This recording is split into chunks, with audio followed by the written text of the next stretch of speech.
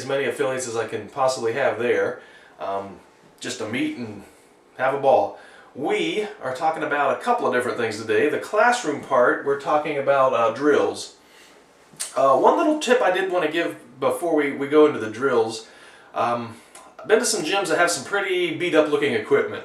Okay, one idea for the equipment, you'll never have to spend money on it again, is as soon as it starts looking, I'm talking focus mitts, kick shields, even heavy bags, as soon as it starts looking even the least little bit worn, stick it in your pro shop for half off. Maybe have a couple of brand new ones in the package at full price, and then when they see how good that the half off price looks compared to the good ones, they'll buy the half off. But the point is, the new ones for your classroom, what do they cost you? About half price. So basically, as soon as they got a little bit of wear in them, you're selling them for what you're going to buy brand new ones at wholesale for yourself. So again, you just keep them constantly rotating. And as soon as those focus mitts, those kick shields, heavy bags, any equipment you can think of, gets even the least little bit worn. Don't let them get too bad or nobody will buy them. But as soon as they're the least little bit worn, right in your pro shop, half price, order some new ones, it pays for itself. You've always got brand new equipment, and you guys know how it is, especially focus mitts. It seems they get worn and you might as well not have anything on your hand. It's a safety issue as well. So we want to keep good equipment in our gyms. Talking about drills, we all know in our system, the template, the last thing we do every class is drills. 1 minute round for each partner, and that's really about all it takes. It only takes 3, 4, 5 minutes at most at the end of the class. But why? Drills are the most important thing that we're doing for self-defense. We can teach techniques all day long, but techniques are not what saves people in real world violence. We know this. You've heard me say it so many times. That mindset, I'm going to keep going no matter what. We are getting people used to continuing even when they're tired, when they've got cramps. I've had people throw up and continue in drills, which makes me happy as long as it's not in the way. We can clean it up. But I constantly am saying, that's the most important thing we did in class today. That is the fight. People get exhausted in those drills, and you know this, we've all done them. We're tired in 10 seconds. That's what the fight is. You're tired in 10 seconds. If we can get past that and go on, and eventually, and again, we've all been in classes, we know how this is, but you get in pretty darn good shape. After a couple months, that 1 minute drill's nothing, and you can do 2 minute drills, you can do a couple of rounds, the more in shape we get. And the thought is, since that mimics a fight, it's not like most of the scumbags that attack us are Olympic caliber athletes. We want them to be the ones huffing and puffing and wearing out while we're continuing to go strong. End of class, when the system I learned under, their drill was 2/3 of the way through class. And I always thought that was kind of bizarre, because who wants to then go and do headlock defenses with somebody that's just sweated that much? They're exhausted, they're sweating, they're gross. But truly I like it being at the end of class as well, as that's the last thing. Then they're out the door and they're huffing and puffing and stumbling and shaking your hand, telling you what an awesome class it was. So truly, it's just kind of the thing that we're building up for the whole class. It's like, hey, we've done these techniques, we know what we're doing, now boom, let's put it into practice. Let's go crazy, let's wear ourselves out with it.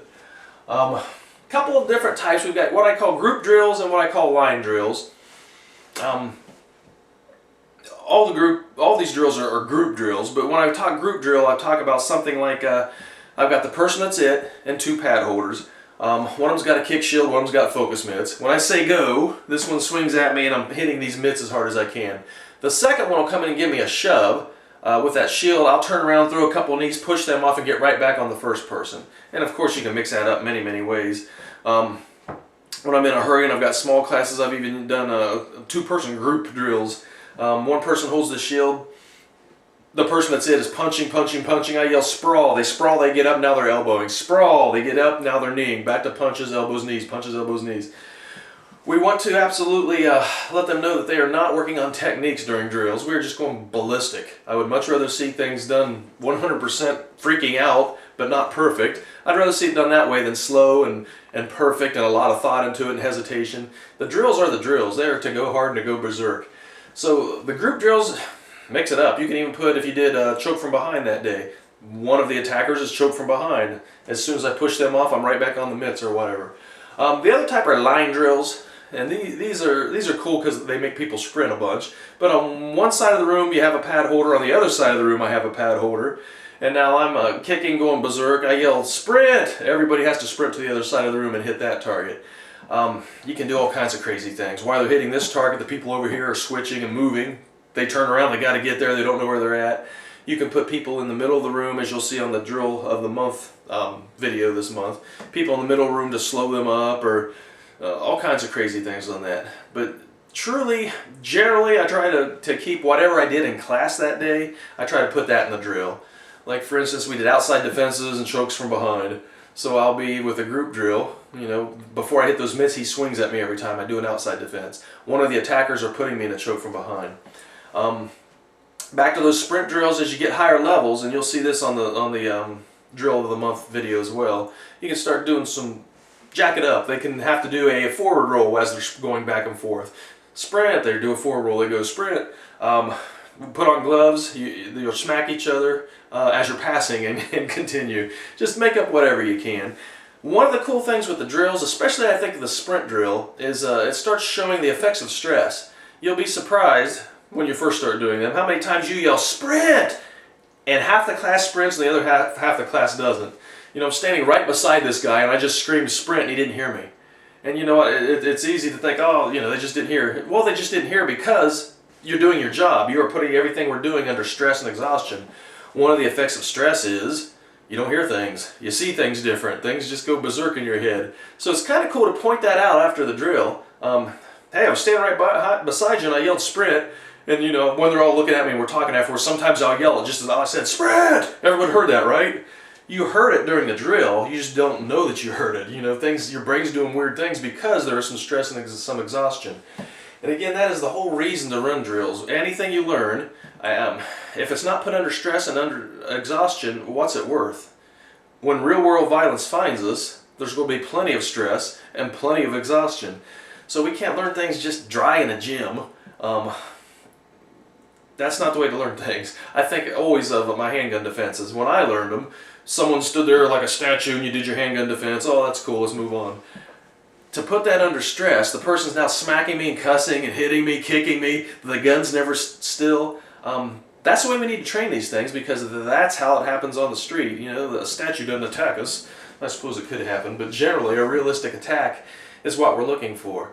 And again, I say this all the time, if you're just learning the techniques and not putting them under stress and exhaustion, you are simply learning self-defense techniques. You are not learning self-defense. So drills, have fun with them. Make them up, make them crazy. In level 1, generally it's a minute each person in the group. If you run like a sprint drill with 3 people, you got to do it 3 times. That makes sense. If you do it with 4 people, you can have 2 of them start being it and they crisscross, and it's actually a shorter drill because those 2 go, then the 2 pad holders go, and you're done. And again, I'm preaching to the choir for most of you, but some of you are just getting started. Make sure you're hitting the drills as you get into higher levels. You can put a drill in the middle of class and at the end. You can do 2 rounds at the end. You can make them 1.5-minute rounds. Generally in level 2, I try to go 1:15 seconds, 1.5 minutes, 2 rounds. By the time you get up through the levels, I mean, just come up with whatever horrible things you can think of to make people really work. Run them into the ground. And again, they love you for it. It's fun. They can see themselves getting in better shape. They'll shake your hands and tell you what a great class that was. But as far as self-defense goes, that is self-defense. We have absolutely got to put those at the end of every class, every level class, every class that you teach.